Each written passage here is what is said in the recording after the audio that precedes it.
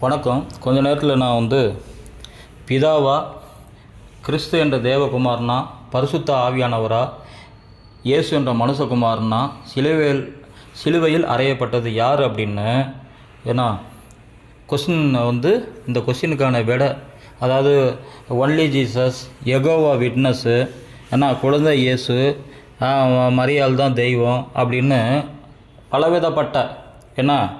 பலவிதப்பட்ட வியாக்கியானங்கள் டிபேட்லாம் போயிட்டு இருக்குது. அந்த வாக்குவாதத்துக்கெலாம் முற்றுப்புள்ளி வைக்கிறதுக்கு தான் நான் இப்படி படம் வரைஞ்சி நான் லைவாக போட போகிறேன்.